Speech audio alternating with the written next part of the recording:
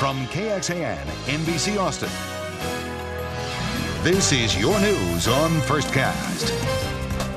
Well, many women opt to get their tubes tied after giving birth, even though it's easier and cheaper for a man to get a vasectomy. So why aren't more men doing it? Dr. Koushik joins us to tell us that. Good morning. Good morning, Jenny. All right, so we were just discussing this. There's a lot of myths associated with vasectomies. Tell us what some of the myths that men encounter or some of the beliefs they have that make them not want to go with the surgery. Right, so first of all, men are just scared to get operated down below the belt. They're just afraid of what's going to happen down there. And in all honesty, basically a vasectomy involves two small incisions about the width of a pencil eraser head. So they're tiny incisions that heal up, and within a few months you can't even see the incisions. The second one is if there are any changes in sexual performance, erections, etc., and there are none.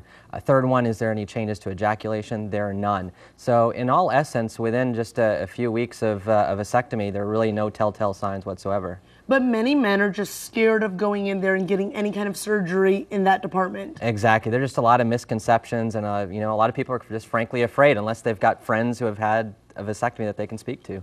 What are we looking at right now? Well, right there is a small incision. Again, it's about the width of a pencil eraser head, and that's made in the scrotum where we lift up the vas deferens, which is like a little thin piece of spaghetti. We clip the tubes on both sides and remove a segment in between. So this is the before and after, so the clip, what you were just talking about, right? Exactly, and you can use metal clips, you can tie them off, you can coagulate it with electrical energy, so there are many ways to do that. But that's what we do, and you can see it's just a small incision, and that's what we do, we tie off the tubes. Pretty simple.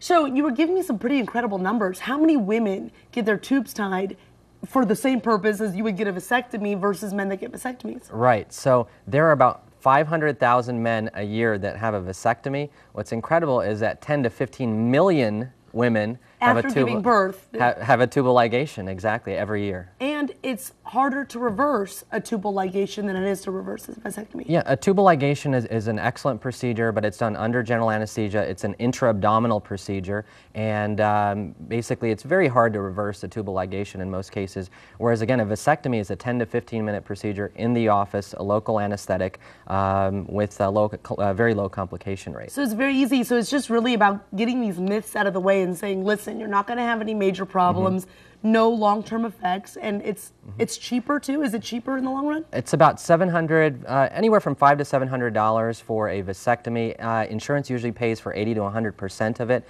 and so basically in most cases it's covered by your insurance. And for a woman, it's much more. It's several $1,000s usually to have tubal ligation done. And there's one other excellent fact in terms of sterilization rates and success rates. A condom is about 85 to 95% success.